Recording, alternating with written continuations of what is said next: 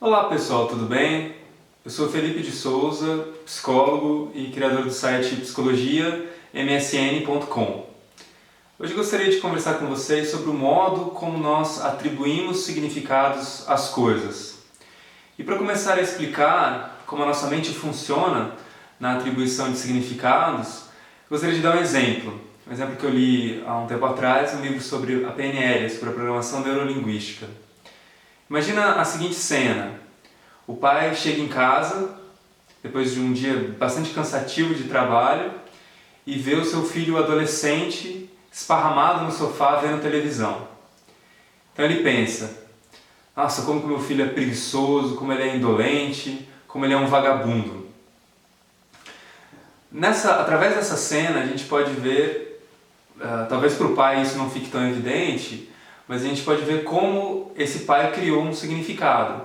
Ele reuniu a experiência de visualizar o filho sentado no sofá, deitado no sofá, vendo TV, com vagabundagem, com preguiça. Então ele criou um significado. Ele poderia pensar outra coisa, ele poderia pensar: meu filho deve ter estudado bastante e agora ele está descansando. Ou ele poderia pensar: que ótimo que nós podemos ter televisão, energia elétrica, e eu posso proporcionar uma diversão para o meu filho, um entretenimento. Esses são outros significados. Em geral, no cotidiano, na nossa vida, a gente não percebe muito como a gente vai atribuindo o tempo todo significados às coisas.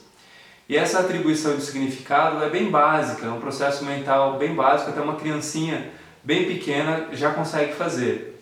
A gente reúne um elemento com um outro elemento.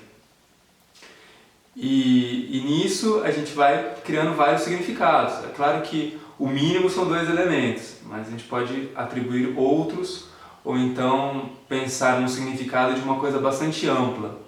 Então, por exemplo, uma pessoa que pensa que os seres humanos são terríveis, ele está pegando o grupo, né, a humanidade, um grupo de pessoas, de 7 bilhões de pessoas, e está atribuindo um significado de terrível para todas as pessoas. A gente pode fazer isso com um único elemento, né? Esse fulano é um babaca, e então a gente está atribuindo um significado também da mesma forma, né? Independente se é um item isolado, como uma única pessoa, ou se é um grupo de pessoas, ou se é um grupo de outros elementos. Tá? No que diz respeito ao sentido da vida, aos sentidos que a gente pode atribuir à nossa existência, o processo mental de criação desse significado também é semelhante ao que esse pai fez ao dizer que o filho é vagabundo por estar vendo TV. A vida, embora seja muito difícil definir exatamente o que é a vida, a nossa existência, o tempo que a gente está vivo, que a gente vai estar vivo, a gente vai atribuir também significados. A gente pode dizer que a vida é bela, está pegando toda essa coletividade de experiências e vivências, dando a isso o nome de vida e igualando a vida como sendo bela, como sendo bonita. Uma pessoa que de repente vê muito televisão e os jornais policiais, talvez pense outra coisa, talvez pense que a vida é perigosa, que o mundo está terrível, que o mundo está muito difícil, que o mundo está muito violento. Essa é uma outra construção de significado. A generalização, né, quando a gente pega um grupo de itens e generaliza, né, então eu tenho contato com, por exemplo, digamos, 10 professores ao longo da minha infância ali na escola. E essas experiências são todas positivas. Então eu associo, dizendo que os professores são pessoas legais. Eu estou generalizando uma classe, que são a classe dos professores, e atribuindo um significado a essa classe.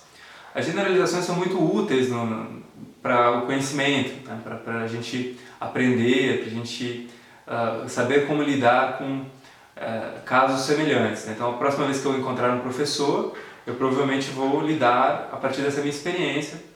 Então, eu vou tratar bem, eu vou esperar que o professor também seja agradável comigo. Então, dessa forma, a gente vai generalizando, né? A gente pega determinados itens e generaliza. Mas a gente também tem que ter cuidado com as generalizações porque elas podem ser enganosas. Então, se eu tivesse tido uma experiência ruim com esses 10 professores de começo, eu poderia ter um pavor de qualquer sistema de ensino e de autoridades ligadas à educação. Então isso é bem importante ficar claro, né? Primeiro, o modo como a gente constrói os significados ao relacionar dois itens pelo menos. O filho, vagabundo. A gente está atribuindo um significado relacionando, ligando, fazendo uma união de dois itens, né? Da vagabundagem com o filho.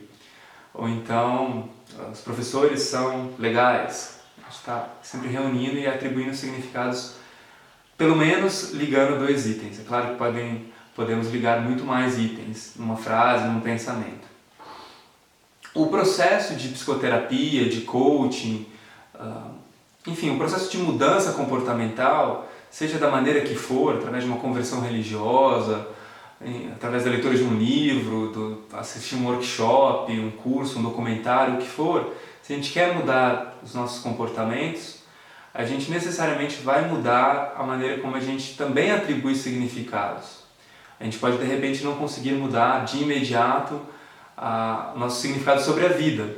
Se uma pessoa tem, por exemplo, experiências muito difíceis na infância, ela pode achar que a vida realmente é perigosa, que é difícil, que é complicada, que as coisas são duras e que a gente tem que batalhar muito e lutar muito. Então ela pode construir isso de uma maneira muito rígida. E aí num processo psicoterapêutico, num processo de mudança, ela pode levar tempo para conseguir mudar totalmente esse significado mais geral. Mas a gente pode dizer que o processo de mudança passa pela mudança de significados. A gente tem que mudar os significados que a gente atribui às coisas para a gente começar a mudar, não é? Então é isso, pessoal. Essa é a mensagem que eu gostaria de deixar aqui para vocês. Espero que tenha ficado claro como a gente atribui significados. A gente atribui significados ligando dois elementos pelo menos. E a gente pode construir novos significados e desconstruir significados antigos. Construir significados que vão ser mais positivos e melhores para a nossa existência e possivelmente para as pessoas também que estão ao nosso redor. A gente pode fazer esse processo de mudança a gente mesmo, como eu disse, fazendo um curso, fazendo um workshop, fazendo um seminário, enfim, buscando em alguma outra fonte. Ou a gente também pode buscar ajuda com os profissionais da saúde, a psicologia, a psiquiatria, a medicina e outros tantos profissionais que estão aí para nos ajudar também. Dúvidas, sugestões, comentários, vocês podem deixar aqui embaixo no YouTube mesmo, ou então enviar e-mail para mim. O meu e-mail é psicologiamsn@gmail.com. Então é isso, pessoal. Até o próximo vídeo, um abraço!